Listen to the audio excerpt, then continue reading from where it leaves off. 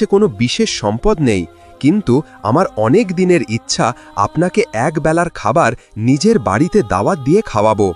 যদি আপনি আমার দাওয়াত কবুল করে নেন তাহলে আমার এই আশা পূরণ হবে।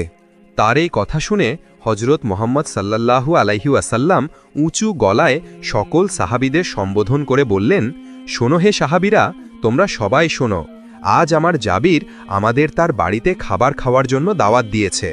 আমি দাওয়াত কবুল করে নিয়েছি। তোমরা সবাই তাড়াতাড়ি কাজ শেষ করে নাও।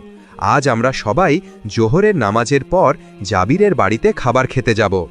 নবীজির এই কথা শুনে সকল সাহাবীদের চেহারায় হাসি ফুটে উঠল এবং জাবির রাদিয়াল্লাহু আনহু অত্যধিক খুশিতে পাগল প্রায় হয়ে গেলেন। তাই তিনি দৌড়ে বাড়ির দিকে গেলেন। অতঃপর কিছু দূর যাওয়ার পর তার মনে পড়ল যে এখানে সাহাবী আছেন প্রায় 400 থেকে 1000 পর্যন্ত। আমি গরিব মানুষ এবং বাড়িতে এত লোককে খাবার খাওয়ানোর মতো পর্যাপ্ত খাবার নেই, তাহলে কি হবে?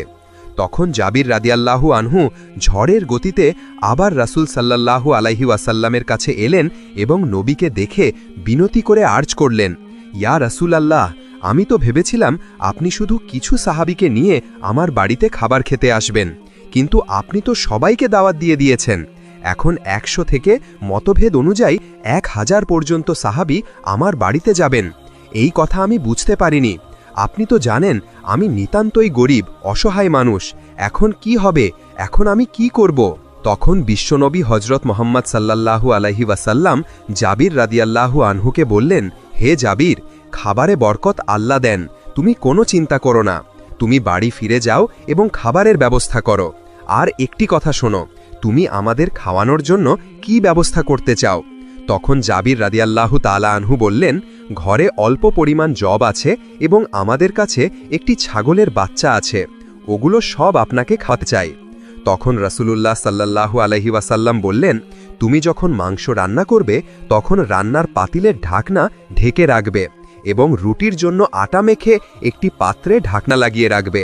যতক্ষণ না আমি আসছি ততক্ষণ পর্যন্ত উভয় পাত্রের ঢাকনা খুলবে না। বিশ্বনবীর মুখ থেকে এই কথা শোনার পর জাবির রাদিয়াল্লাহু আনহু অত্যন্ত খুশি হয়ে ঘরে ফিরে এলেন। আল্লাহর রাসূল দাওয়াত কবুল করেছেন। এই খুশির খবর যখন তার স্ত্রীকে জানানো হলো তখন এই খবর শুনে তার স্ত্রীও খুব খুশি হলেন। এদিকে জাবির রাদিয়াল্লাহুর 2টি ছেলে ছিল, যাদের মধ্যে বড় ছেলের নাম ছিল আব্দুল্লাহ। তার বয়স 8-9 বছর হবে। জাবির রাদিয়াল্লাহু বড় ছেলেকে আওয়াজ দিলেন,